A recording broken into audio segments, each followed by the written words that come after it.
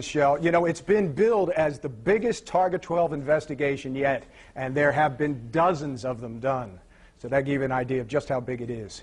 It's more than 100 hours undercover surveillance that has resulted in a bombshell for an entire state division.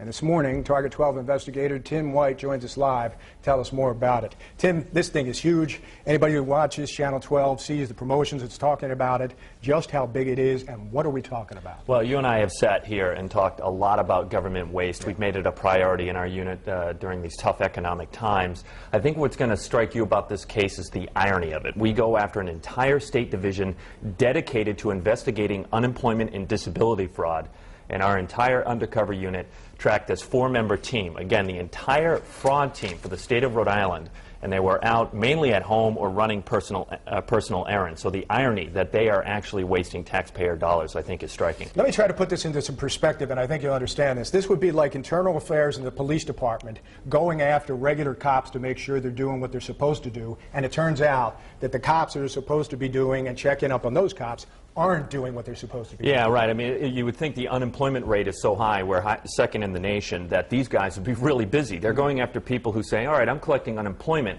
but I'm also working another job and kind of double dipping. That's who they're supposed to be investigating, and they're not. How many people did we find in this investigation? Well, that's why they build this as the biggest, if you will. This is, again, an entire state division. We're not talking 1, 2. This is a 4-member investigative unit, and that's also why it took so long to track this one. We had to track 4 people over a long period of time. We wanted to make sure we had it locked up solid. Yeah, and you had it locked up solid, I'm sure. And a lot of times, and I've seen your work before, a lot of times what happens is when all of this is said and done, you go and confront somebody with tape. Right. Did you do that? Yeah, we did do that. As a matter of fact, one of the most egregious players of this we confronted with our findings. They denied our request to have a sit-down interview, so that's when we go and seek them out for comment. Yeah.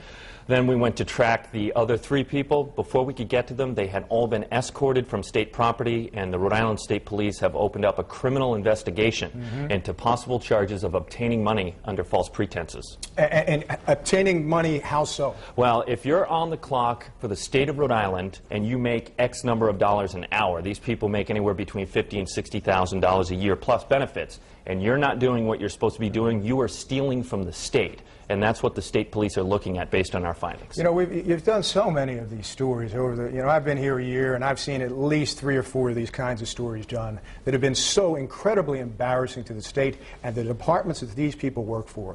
But this is so huge that the state just has to be saying, I can't believe it. Yeah, especially, again, this one with the tough economic time, the high unemployment rate. Not only have the state police stepped in, but the Department of Labor and Training, they took a strong stance. They brought in the Bureau of Audits, and they're going to try and change how they do things at the Department of Labor and Training. All right, these are the big guys. They don't mess around. No, they don't. All right. Tim, thanks very much. Thanks, Vince. And you can see Tim White's report right here on Eyewitness News. It's at 11 p.m. right here on WPRI 12.